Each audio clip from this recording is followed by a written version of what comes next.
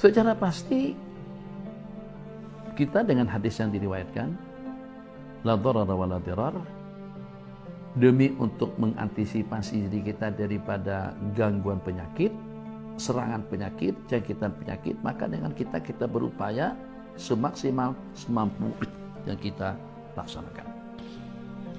Tapi kenapa masalahnya masih ada di antara daripada sahabat-sahabat kita, di antara daripada masyarakat kita yang masih belum bersedia untuk divaksin? Yang pertama, dalam masalah perobatan, memang hampir sepakat ulama mengatakan berobat hukumnya mustahab, masuk daripada perkara yang digalakkan. Tadawau, ulama mengatakan tadawau di situ perintah al-amru lin-nadbi, bukan lil wujub. Berobatlah. Ada orang yang tawakal yang kuat, dia punya keyakinan asyafi adalah wallah, yang menyembuhkan itu adalah Allah. Orang-orang seperti ini kita klasifikasikan dalam kumpulan mereka. Jangan kacau mereka. Jangan-jangan asbab mereka kita sembuh. Jangan-jangan asbab kena mereka dengan tawakal yang memang betul-betul pasrah kepada Allah Jalla Jalaluh, dengan kita mendapatkan perlindungan. Sebab kita dalam satu ijtihad, dalam satu pendirian, dia juga dengan pendirian yang berbeda. Dia suka makan canai, jangan protes dia suka makan canai. Kamu sukanya biryani, dia tak suka biryani, dia sukanya kabsa. Kita suka nasi mandi, dia suka nasi madwur. Jangan paksakan dia makan nasi biryani atau juga dengan nasi mandi. Itu dalam masalah kehidupan. Jadi yang namanya tadawau, ma anzalallahu dan illa anzala ma'u syifaa, tidak pernah Allah turunkan penyakit melainkan Allah menurunkan penyembuh bersamanya. Yang walaupun ada perintah untuk kita berobat, tetap ulama sepakat mengatakan perintah di situ bukan lil wujub, lin nadbi. Hukum berobat itu adalah hukumnya al-istihbab. Dia nak berobat, itu pribadi dia. Tak nak berobat pun juga tentang pribadi dia. Hak asasi dia dalam masalah itu. Khair, bagus. Belum terjawab pertanyaan yang kita tanyakan, kenapa ada orang yang belum berani mungkin, atau belum siap mungkin juga, atau tidak berkenan untuk divaksin. Kenapa mereka tidak mau? Mereka tidak mau itu bukan tanpa ada alasan. Sebab karena melihat ada di antara daripada vaksin yang digunakan itu ada unsur-unsur yang tidak boleh digunakan, seperti itu unsur najis, babi dan yang sejenisnya. Ada juga jenis-jenis yang digunakan yang menimbulkan kemudaratan. Jadi keberkesanannya tidak dapat dipastikan lagi, tapi pada masa yang sama ada efek sampingnya. Ini yang diantara daripada yang menakutkan mereka. Jadi kita kena maklumilah, tak perlu dengan kita berpandangan sinis,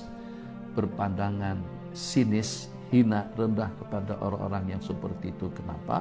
Sebab sebagaimana yang saya katakan, kita tidak sanggup dan tidak berani, tidak mampu mengatakan kalau kamu divaksin kamu akan selamat dan terjamin keselamatanmu.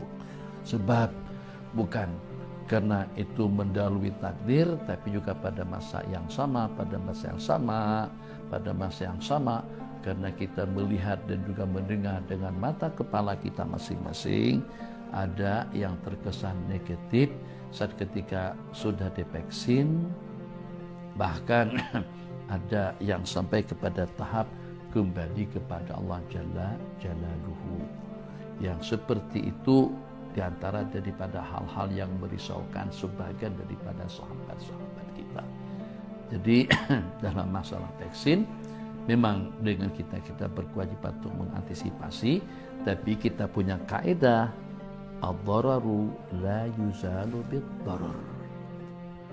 Kalau kemudaratan itu kita tanggalkan, artinya azilud dharar, tanggalkan kemudaratan, tapi pada masa yang sama juga kita ada kaidah yang berbunyi ad-dhararu, kemudaratan itu tidak dilenyapkan dengan kemudaratan. Tidak boleh kalau pada waktu kita lapar terus kita mencuri. Tidak boleh kalau pada waktu kita krisis kehidupan, krisis keuangan terus kita ngambil kepunyaan orang lain. Tak boleh pada saat ketika seseorang mau makan terus berzina, jual kehormatan. Tak boleh dengan seseorang pada waktu kelaparan ternyata mengambil makanan kepunyaan orang lain. Itu kalau macam itu berarti mengatasi mudarat dengan mudarat. ad-dararu la yuzalu bid-darar. Kemudaratan tidak boleh ditanggalkan dengan kemudaratan. Saya yakinnya insya Allah tidak ada yang terkecuali kalau pernyataan daripada pakar-pakar spesialis, jenis obat-obatan yang kita gunakan itu terjamin keselamatannya, tidak mempunyai efek samping, tidak mempunyai kesan negatif, kesan sampingan, semuanya akan siap dan berani menggunakan obat tersebut. Tapi saat ketika hatinya was-was, hatinya ragu-ragu, Nabi kita bersabda dalam sebuah hadis, istati qalbaka in atakal muftun, tanya kepada hati batinmu, tanya kepada hati nuranimu, yang walaupun kau telah mendapatkan fatwa-fatwa, pandangan-pandangan, statement-statement daripada orang ramai. Jadi Abi bukan anti vaksin, silakan saja nak divaksin asalkan terjamin keselamatannya dan juga terjamin keberkesanannya. Dengan yang tidak vaksin, dia bervaksin dengan vaksin Rabbani daripada Allah Jalla Jalaluh, pun juga jangan dipandang sinis dan juga dipandang hina. Yang siapa tahu karena dia punya keyakinan yang berbeda, keyakinan tidak sama, kekuatan tidak sama, rezeki tidak sama, kemampuan tidak sama. Mana ada sama aja. Dengar, ada orang yang saban malamnya tidak pernah tinggal tahajud. Kita dalam berapa kali tinggal tahajud? Ada orang yang saban harinya salawat sampai 3.000 kali. Kita dalam berapa kali? Ada orang yang saban harinya puasa kecuali pada hari-hari yang terlarang. Kita Senin Kamis pun susah. Hari Arafah pun kumat kamit, bukan kumat kamit dengan zikir, dengan makanan. Hari wukuf, hari Arafah, hari Asyura, saat lagi hari Asyura pun kita tak boleh puasa. Ternyata ada orang yang boleh komitmen seperti itu. Ada seseorang yang tawakalnya luar biasa. Jangan paksakan mereka. Kualat kamu kalau saat ketika kau berpandangan sinis kepada orang yang mempunyai hubungan bagus dengan Allah Jalla Jalaluh. Jadi jangan kacau mereka. Kita tawarkan, nak ya Pak Bihawanima, kalau tidak nak, kita doakan dan juga kita minta didoakan. Intinya apa saja? Intinya kamu berasa selamat dengan vaksin, dia berasa selamat dengan doa. Jangan kau paksakan. Sebagaimana kau tidak dipaksakannya untuk beramal dengan doa, kamu juga jangan paksakan dia untuk keselamatan dengan vaksin. Itu kita hidup nyaman, sehat. Tapi pada masa yang sama, bagaimana mungkin nanti kita ada waktu lagi lebih lanjut membicarakan tentang itu.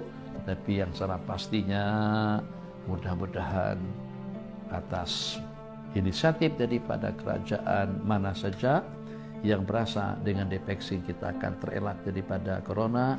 Kita doakan pihak kerajaan, kita doakan pihak berkuasa, kita gunakan semua orang selamat dan terhindar daripada penyakit, bahkan terhindar daripada dosa, daripada kemaksiatan. Hindarkan diri kita daripada maksiat, bersihkan negara kita daripada kemungkaran, bersihkan negara kita daripada kemaksiatan. Allah akan bersihkan negara kita daripada kuman, daripada bakteria, atau juga daripada penyakit dan juga daripada segala problem. Allah janjikan baldatun thayyibatun wa rabbun ghafur. Baldah thayyibah, thayyibah itu berarti tak ada pelacuran, berarti tidak ada zina, berarti tidak ada minuman keras, berarti tidak ada pergaulan bebas, berarti tidak ada maksiat. Baru dengan Rabbun Ghafur. Gimana Rabbun Ghafur? Kena dengan baldanya thayyibah. Pastikan terlebih dahulu. Jadi itulah yang kita harapkan, itu kita dambakan terhadap negeri dan juga negara kita. Semuanya sehat afiat. Mudah-mudahan Allah berikan kesejahteraan kepada pemerintah yang diberikan amanah. Allah berikan juga keselamatan dan keapiatan kepada rakyat dan juga kepada kita semuanya.